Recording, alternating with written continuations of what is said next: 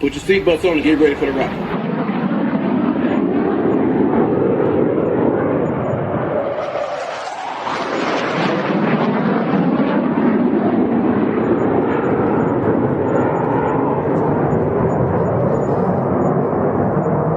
We're the freaking New York Jets, so we're built for this shit.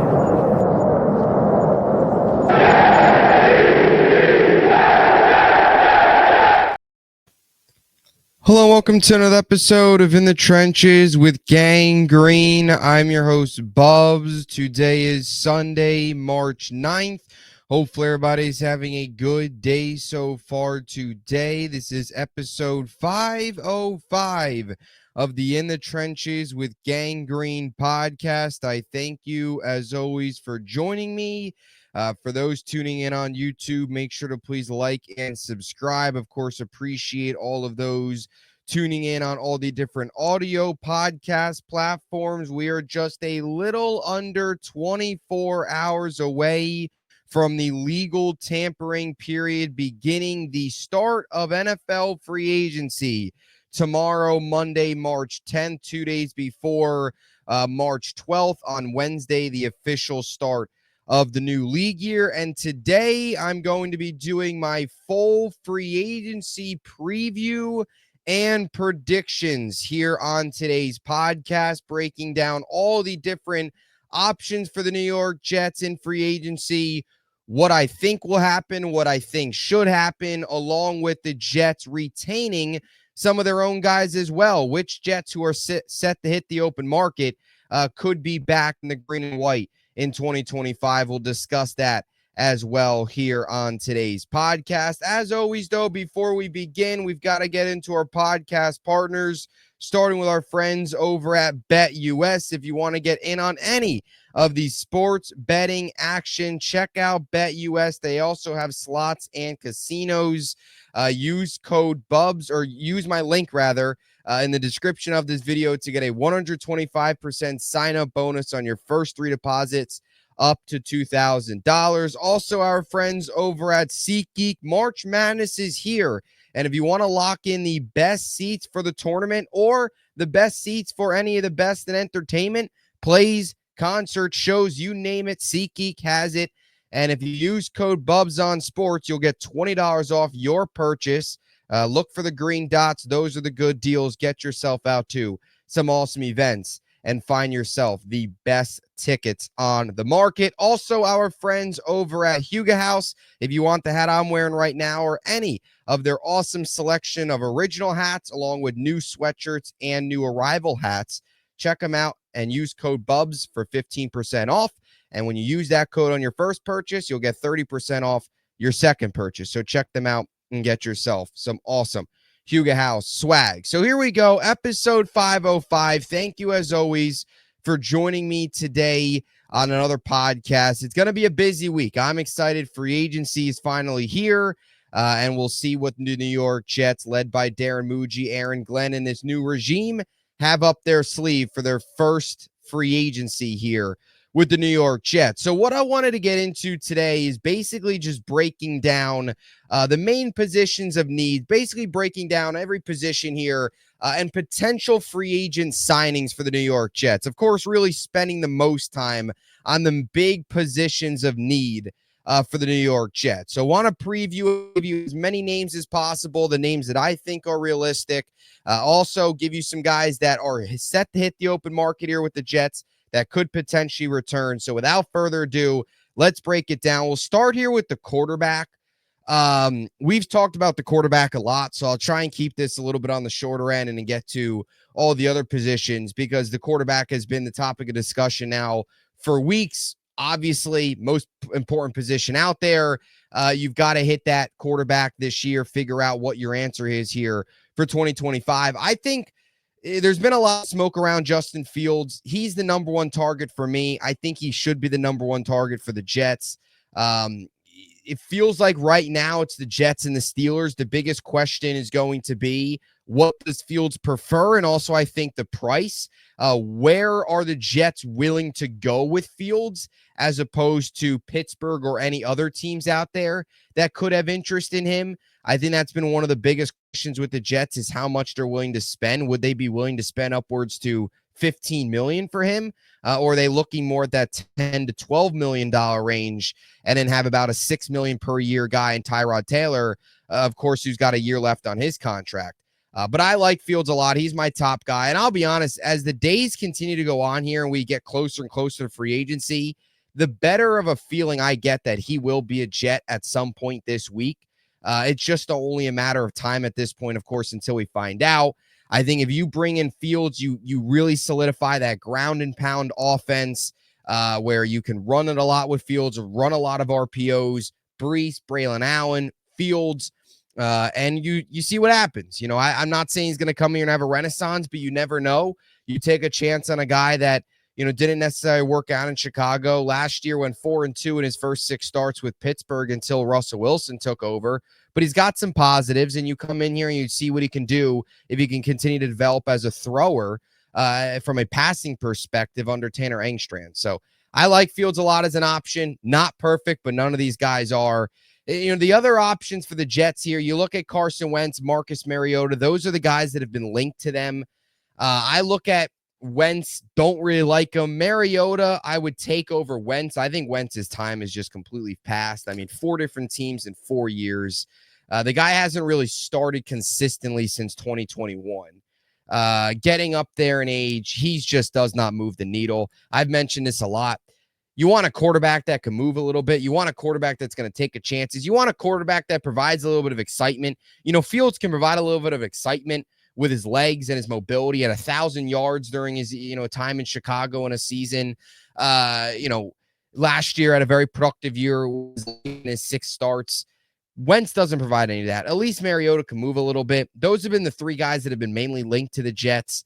And then you look at other quarterback options. Jameis Winston, who I do think is definitely a possibility, and I would be okay with Winston. I'd take him over Mariota and Wentz. Kirk Cousins, if the Jets want to go the really cheap route, he'd only be about $1 million, similar to what Pittsburgh did last year with Russell Wilson, where Denver was paying the rest of his 2024 or 2024 salary.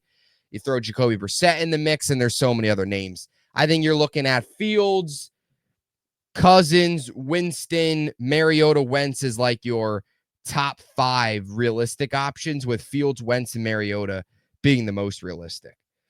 So that's quarterback. I walk away from that. I want Fields. That's my number 1 guy. I think it makes a lot of sense for both sides. We'll see if that happens. I wouldn't be against Winston. Cousins, I wouldn't love, but I can understand it because it's cheap. So if the Jets want to go that route, I understand the thought process. Don't like Wentz, Mariota. I'm kind of meh. So that's the quarterback.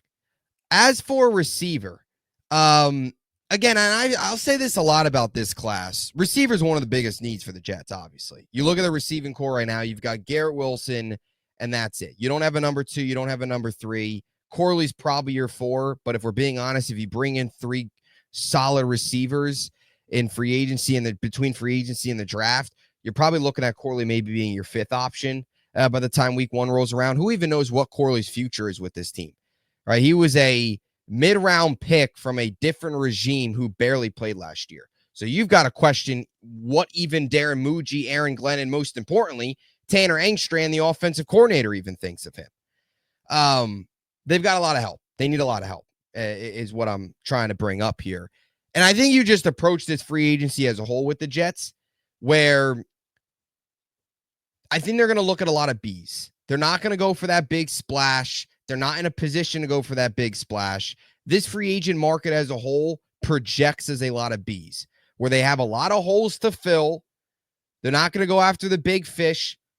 Not going to spend like drunken sailors. I don't think they're going to be basement complete bargain shopping. I think they're going to kind of be in the middle, just because they have a lot of holes to fill, especially a position like wide receiver where they need to spread their money out wisely. They can't pour it all into 1 or 2 guys. And you look at receiver, I think the 2 names, I will make a prediction here. I think Tim Patrick, to me, is going to be the first signing for the New York Jets. I think about 4-3, somewhere around that time tomorrow. Couple hours in, we're going to get Tim Patrick to the Jets. It just everywhere you look, everywhere you turn, there's a Tim Patrick connection to the Jets. We've seen so many Jet reporters report on it. We've also seen some NFL reporters report on it. It's clear as day, the connection with Patrick and the Jets, right? Engstrand was his offensive coordinator last year in Detroit. Patrick was also in Denver the same time Muji was there. I think this is the most predictable signing. I would be shocked if Tim Patrick's not a Jet. And I don't mind the Tim Patrick signing. You're not signing him to be your number 2. I think Patrick's a solid 3. The biggest question with him is his health, right? You look at his time in Denver, 6 years there, only 4 of them he spent actually playing. 2022 and 2023, he suffered major injuries in training camp. He tore his ACL in training camp of 2022, and then a year later, tore his Achilles in 2023. That was all actually after signing an extension with Denver after 2021. He had 2 very good seasons in Denver in 2020 and 2021, where he had 1,400 plus yards combined through those 2 seasons and 100 plus catches. And then the injuries hit. And last year was kind of used as a number 3 option in Detroit. And that's why I just think it makes a lot of sense, because Engstrand already kind of knows what to expect out of him. He knows the system. He's a good locker room guy, has the connection with Muji. He's solid. You're not asking Tim Patrick to come in here and be a number 1. You're asking him to come in here and be a number 3, play within this system, and he's an affordable piece. Last year, 33 catches, 394 yards, and 3 touchdowns. I've said this a lot about Tim Patrick. One thing that's really impressive about Tim Patrick, because there are some concerns, of course, but he's only had 10 drops in his career. To put that in perspective, he had 0 last year. To put that into perspective, Allen Lazard had 13 drops just in his 2 seasons with the Jets. He's also a good run blocker as a receiver, which the Jets are going to try and commit, I think, a lot of free agents to, is their run blocking ability, whether that's receiver, if they add some offensive linemen, that's going to be a big deal, especially if you add a guy like Fields, where you're going to be a ground and pound offense with him having limitations from a passing perspective. So Tim Patrick, I think, is as obvious. I'd be shocked if he's not a Jet by tomorrow. I think this is one of the first signings.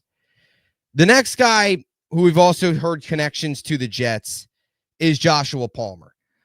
Spent his entire career so far with the Chargers. I think I like Palmer a little bit more than Patrick personally, just because he's a little bit younger. And I think he has a little bit more upside, right? Patrick's in his 30s, north of 30 now, dealt with injuries. Palmer, to me, he is could be a third option with, like, I think actual second receiver, number 2 upside. I still think there could be some of that untapped potential. Zach Rosenblatt linked him to the Jets, former 3rd-round pick. You look at some of his career numbers, 182 receptions in 59 games, 10 touchdowns, 2,287 yards. Last year at 584 yards, 39 receptions, and a touchdown. He's kind of knows his role, right? During his time with the Chargers, he was primarily a 3rd behind Keenan Allen and Mike Williams. His best season came in 2022. He finished 2nd on the team in yards in 22 and 23, 3rd last year. Rookie season was 4th among receivers on the Chargers in yards. The only thing about Palmer that's interesting is, like, last year he had an opportunity to break through, and he didn't necessarily do that, where, Ladd McConkey had a big year and some other guys as well. But you bring him into this system, he's younger, trying still tap into some of the untapped potential. Palmer feels like a solid young piece that they could bring in. And just by those 2 moves, if they make them, you're looking at Patrick, Palmer as your 3-2, 4-3, and then maybe you take, let's say, McMillan in the draft, and he's your number 2, whatever, but 2 depth receivers. Other names as well. This might be actually one of my favorites, but I really like Darius Slayton as a possible option for the Jets. I'm just interested to see. I think Slayton's going to have a decent amount of suitors elsewhere, and I'm just interested to see, again, where the Jets are at in terms of price. Like if they get Tim Patrick and get Josh Palmer, let's say for cheap, and they feel those two guys, especially Patrick, who already has played under Engstrand, can produce, then do they go after that as opposed to Slayton, who is a little bit more expensive than those two guys by a couple in. But I like Slayton a lot. Has obviously spent all 6 of his years since getting drafted in the 5th round of 2019 with the Giants, knows the market. A good steady receiver, had a solid time with the Giants. Again, another guy that's a solid depth addition. So I'd throw Slayton in the mix as well. Diami Brown as well is another name to look for. Greg Dortch, if you want to throw him on the list. And then I don't think this will happen, but another name would be Tyler Lockett. Just got released from the Seahawks, so another name to throw out there. But I think you're looking at Patrick, Palmer, and then somebody like a Darius Slayton that can be 2 of your signings plus draft somebody, and you go from what you have right now at the receiving core, and then you go to 2 veterans and a rookie, let's say. So that's where we're at wide receiver in free agency. I want to move on now to tight end. It'll be interesting to see what happens with the Jets at tight end. I'm intrigued to see like how they build this tight end room, because it needs to be completely gutted. It doesn't feel like Tyler Conklin's coming back. If I had to guess and make a prediction right now, I don't think Conklin will be back. We've seen Juwan Johnson been linked to the Jets. Another name to throw out there that actually just got released was Evan Ingram. I'm interested to see how the Jets approach building the tight end position, because they are a team, again, that needs to form an identity.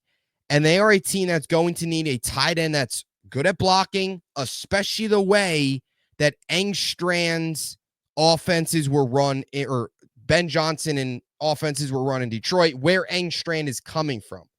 They were a team that had very good tight ends, not only as pass catchers, but used their tight ends a ton from a run blocking perspective. So I'm interested to see how they handle this in free agency, because they do need a receiving tight end along with your run blocking tight end. Are they willing to go out and pick Tyler Warren at number 7, who can be your do-it-all guy, and then maybe get your veteran run blocking tight end in free agency? Or are you vice versa? Do you go after, let's say, a Harold Fannin Jr., who is a monster receiving tight end out of Bowling Green on day 2 of the draft, and then you get your run blocker in free agency? I'm interested to see how they handle this, because they need 2 tight ends, one that's kind of your run blocker, the other that can be your receiver, or in a Tyler Warren case, can kind of be your do-it-all guy. Some names to consider free agency, right? Juwan Johnson, as I mentioned, coming off of a career year in New Orleans, can provide some of that receiver upside. Veteran, probably a little bit of an upgrade over Conklin, I would say. I don't think it's a major upgrade, but definitely I would say an upgrade over Conklin. Or you can maybe go the Evan Ingram route, which I doubt happens just because of Evan Ingram is so expensive. But if they value that and his receiving ability that much, do you throw his name out there? The tight end market as a whole isn't very robust. It typically isn't. You kind of look at the list and it's not great. Kenny Yeboah is obviously on the list as well. We'll see what happens with him there. I don't expect him to return. It's not great. I think you're probably looking at somebody like a Juwan Johnson and then drafting somebody else at tight end.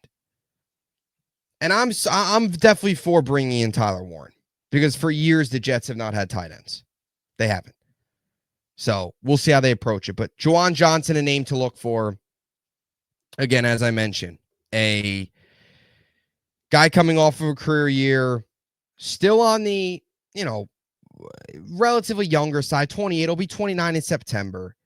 548 yards last season, 50 receptions, 3 touchdowns. I think has a lot better receiver than what Conklin was. You also need to find a guy, too, that could be productive in the red zone. Conklin was never that. So they need a lot at the tight end. Completely gut the position. So that's the tight end. Moving on now, offensive line-wise, I think you're looking at more depth. I would be totally on board bringing back Morgan Moses. At the beginning of free agency, it felt like that wasn't going to happen. Now it feels like it is going to happen. So Morgan Moses, potential return, continuity, up front, all 5 starters returning. I'd totally be on board with that. Draft Morgan or sign Morgan Moses and then draft somebody maybe on day 2 that you can sit and develop, and they'll be ready by 2026. Or if Moses would to go down or halfway through the season, whatever, that guy can come in and play. I'd totally be on board with that. Some other options, though, up front on the offensive line that the Jets could consider. Dan Skipper from Detroit is an option, right? Coming over from Detroit, connection with Engstrand. If they don't want to go the Moses route, Skipper could be a name. You want to throw Ryan Kelly in there as well. Spent, of course, time with Indy. He's a name to look for. A guy that can come in and provide some veteran leadership and interior help, because if we're being honest, the Jets do need a little bit of help interior-wise. Kelly has spent all 9 of his NFL seasons in Indy. He'll be 32, so a veteran that you could potentially add, because you look at the interior depth on the Jets' offensive line, there's some questions. You're starting 5 if you bring back Moses. Then you get to like Warren and Mitchell are kind of your depth tackles. I know Mitchell can be thrown in at guard, but he's not any good. And then it kind of gets ugly after that. So they need to, underrated need is to revamp the interior offensive line. Like, you've got Xavier Newman coming back, but Wes Schweitzer will hit the market, so he'll probably not return. They need some help there. So Skipper, bring back Moses, bring in a Ryan Kelly, however they want to approach that. There's a couple different avenues. Plus the draft, of course. And I don't love the idea of taking a tackle at 7. I think you're more so rather take a tackle on day 2. The Jets need to start hitting on offensive talent in the middle rounds. Is that hard to ask for? It's ridiculous. Joe Douglas's middle round offensive draft picks were horrendous. That's something Darren Muji needs to be stronger with. That's pretty much it from an offensive perspective. Running back's not a need. You right tackle, question there. Obviously, quarterback, wide receiver, tight end. The only running back I could see the Jets bringing in would be like a Craig Reynolds as like your number 3 behind, or even as your number 4, number 3, whatever with Davis. But I think you're really looking at your running back room being Brees, Braylon Allen, and Isaiah Davis. I don't think there's much of a need there at running back. But every other position on offense, you can make the case there needs to be upgrades. It's where the Jets are at. Got a lot of work to do. Shifting on over to the defensive side of the football, this is really where you get into the meat and potatoes, because there's a lot of needs here. You start with the defensive line. I got a long list here of guys I think the Jets could target. I'll start number 1 here with Levi Onwuzurike out of Detroit. I think this is similar to I don't know if it'll be as obvious as Tim Patrick, but I think Onwuzurike could be one of the Jets' first signings. Has spent all 3 seasons here. Has spent all 4 seasons of his career with the Lions. 3 of them he played. Missed all of 2022 due to injury. This is a guy, though, that has a lot of upside, and somebody, of course, with the Aaron Glenn connection.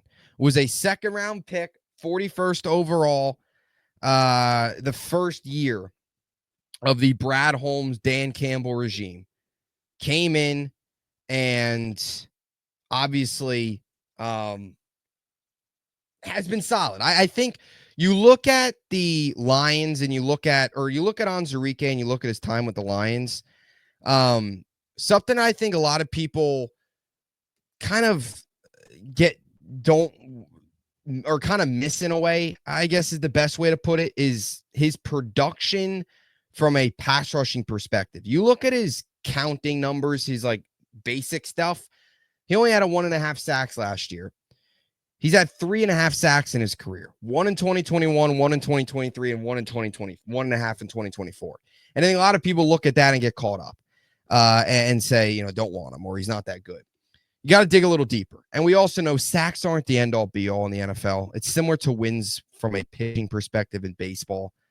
Just because if you don't have a ton of sacks doesn't mean you're not good. You're also not asking Levi Onwuzurike to come in and be your number one defensive lineman. No, you're asking him to come in and be a complement to Quinnen Williams and be a solid rotational piece on this defensive line. You're not asking him to be Quinnen Williams. You're not asking him to provide the pass rushing prowess of Will McDonald or Jermaine Johnson. No.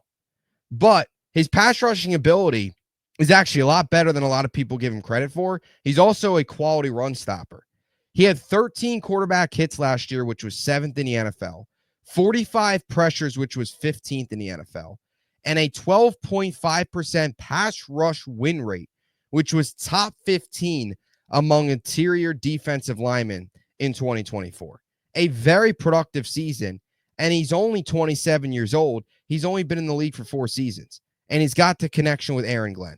So I think this is a signing that definitely, probably, if I had to predict, could happen, will happen. I think he, of course, fits the scheme, understands Glenn, understands, what he wants, and he's still young, prime of his career. He's a name to look for.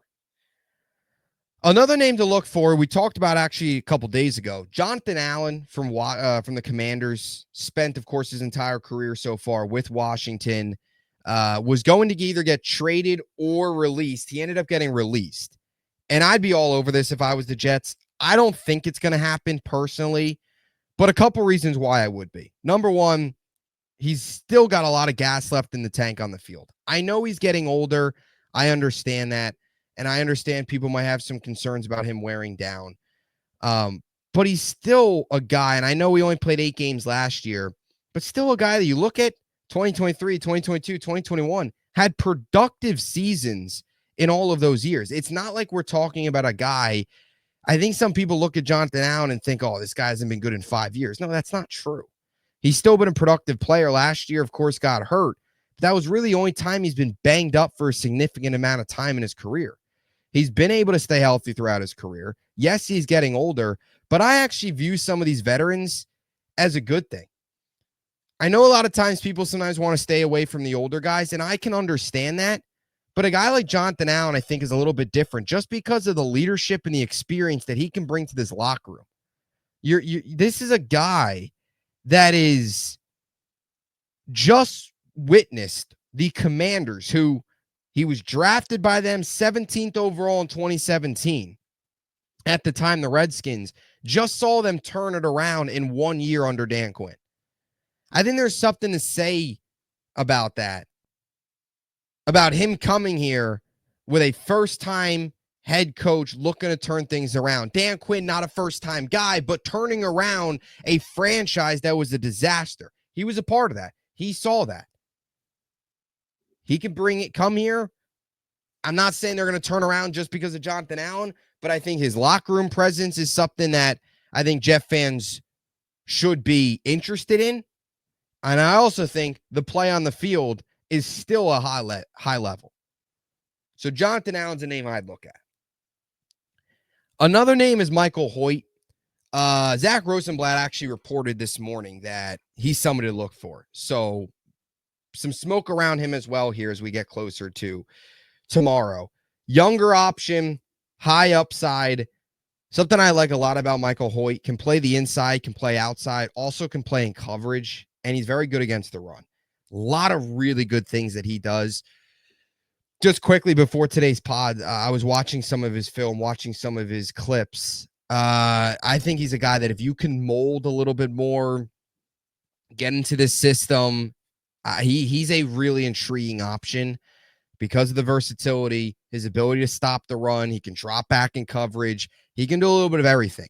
And I think it's I think it's a big thing to have sometimes those Swiss Army knives on Army knives on defense, especially up front on the defensive line, where guys can play inside, guys can play outside. I mean, look at JFM, how valuable he was. Is he going to fly off the stat sheet? No, but his presence and his consistent play, playing inside, playing outside, was very impressive. And the Jets missed that last year. Michael Hoyt is a guy that can come in, provide some of that versatility. So a name to look for there as well on the defensive line. Two other guys, and then we'll get to some of the linebackers. BJ Hill, another veteran here. A little bit more expensive than some of these other names. So again, would the Jets be willing to spend what BJ Hill would probably warrant? Only time will tell. But a veteran, big body, big interior guy, can stop the run, can get to the passer when needed. Somebody to look for there. Spend time with the Giants, spend time with the Bengals. You get him on a 1-year deal to come in as a run, big body, run stop guy, run stuffer with an ability to still get to the passer as a rotational piece.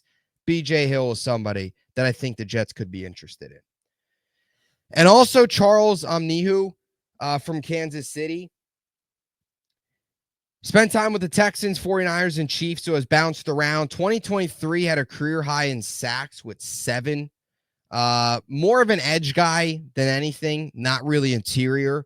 But you look at the Jets, interior defensive line, of course, is a massive need. But you also look on the edge. They could use some help at the edge.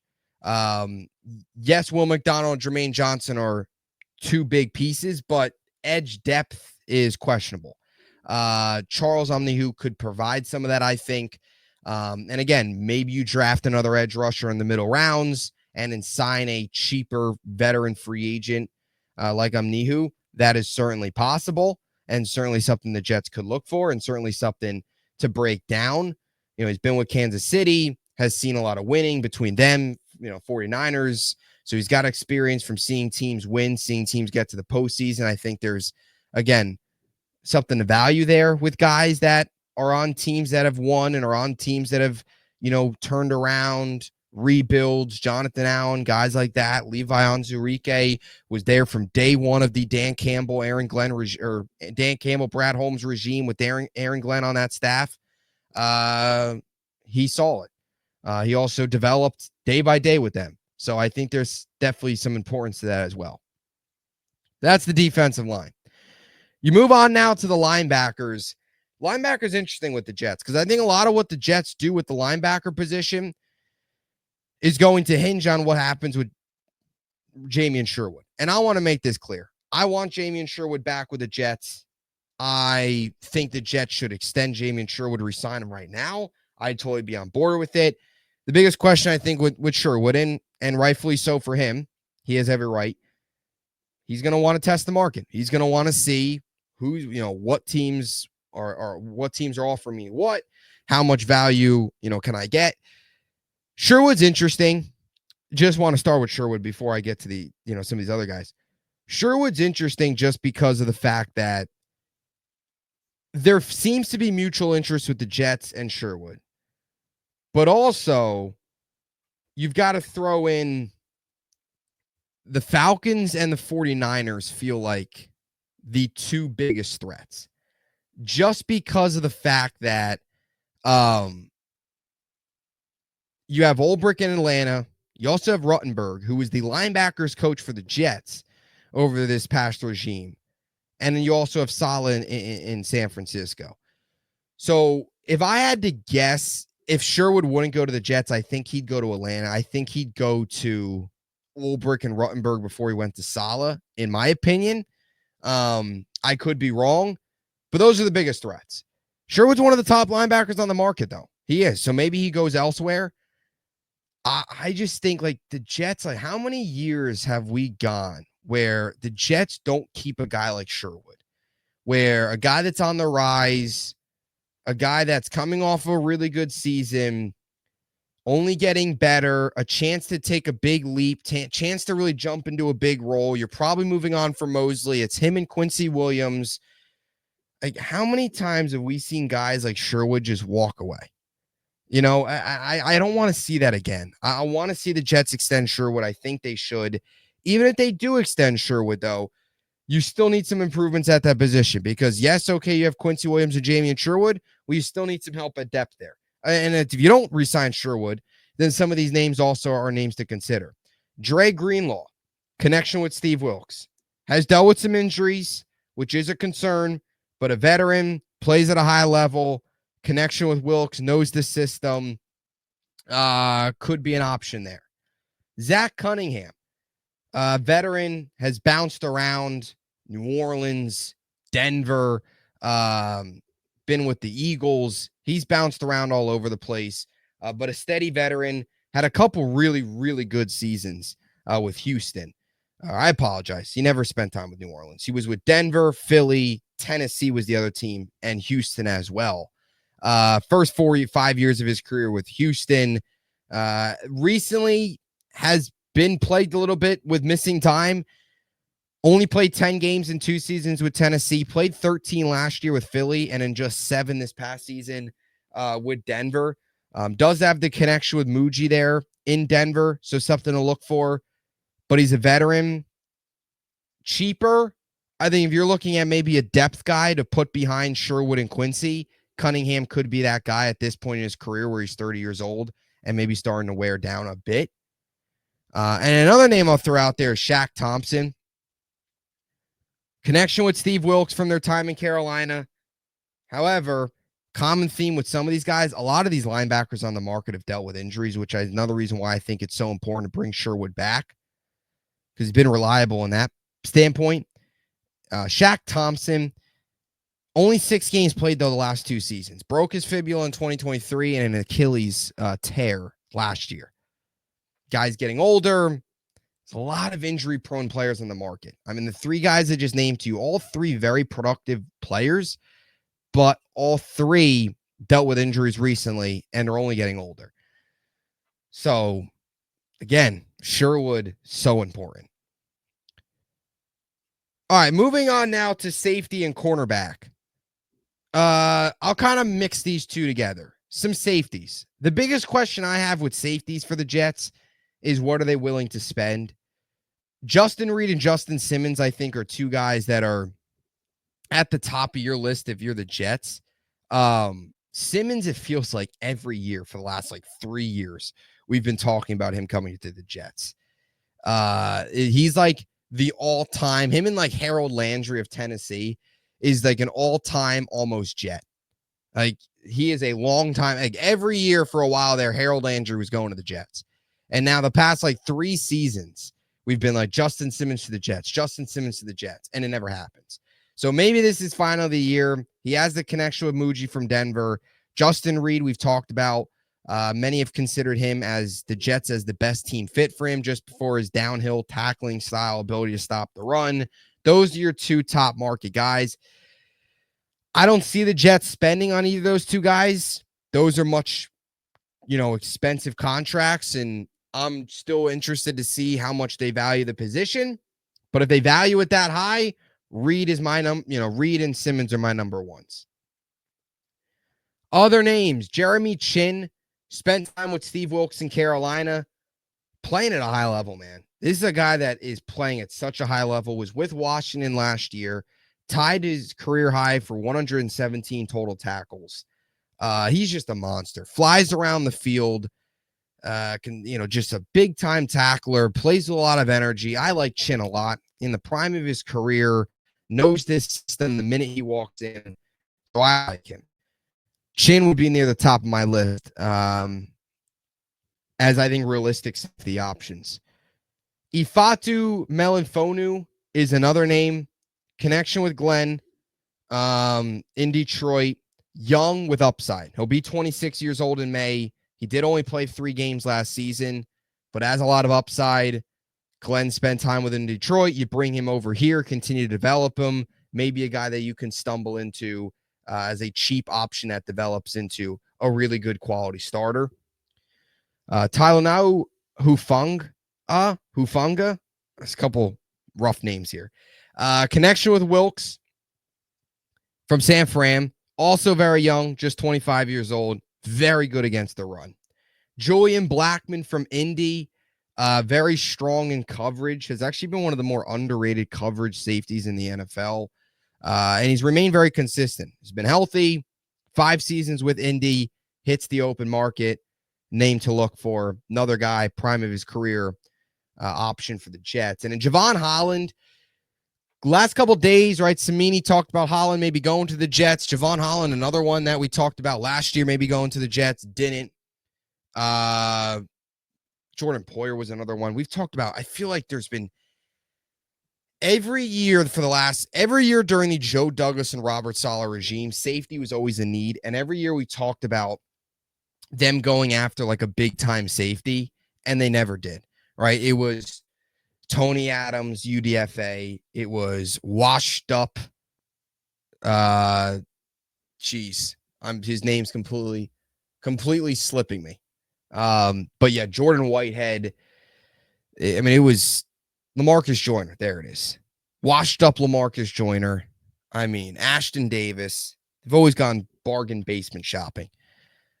We'll see where the Jets are at now. Other safety options. I could see them possibly re-signing Tony Adams. But either way, they're still going to need 2 new safeties. Draft one, sign one. Adams probably depth. Seems like Ashton Davis, Chuck Clark probably out, especially Ashton Davis. And he was kind of a Brant Boyer special teams guy. Boyer no longer here. Davis probably out. Cornerback 2. Carlton Davis, I love. I would be ecstatic if the Jets got Carlton Davis. I just don't think they'll do it simply because of the expense and the cost of it. But I think if you're looking at a perfect 1-for-1 Reed replacement, Davis to me is that guy. I think what you've gotten out of DJ Reed, I think you're going to get out of Carlton Davis are very similar. He's got a connection with Glenn from last year in Detroit. He had a very productive season last year. 11 passes defended, 2 picks, 74.5 overall grade, which was a career high. He also had his 3rd best run defense grade in a season. He had tied for his best coverage grade in a season last year. Thrived in Aaron Glenn's system. Was in Tampa when they won the Super Bowl. He's got a background of winning. I love Carlton Davis as an option. Just think it's going to be too expensive for the Jets to spend that kind of money on a cornerback 2 when you already have a nickel that you've already paid in Michael Carter, and you're going to be paying Sauce Gardner at some point. So Davis, don't think that'll be the route they take, but I would be for it. A name I do think, and why I mentioned Jordan when I mentioned DJ Reed, was Jordan Lewis. Spent his entire career with the Cowboys, consistent veteran, lot cheaper than Carlton Davis, and still solid production. Him as the number 2, if you tell me going to next year, you re-sign Eccles, and you have Sauce, Jordan Lewis, Michael Carter, and then Eccles, and even Stiggers' depth, I'd totally be on board with that.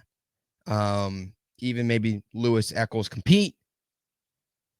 I think that's probably the realistic path for the Jets. So that's your free agency preview. What are your thoughts? Agree, disagree? Any other names that I missed?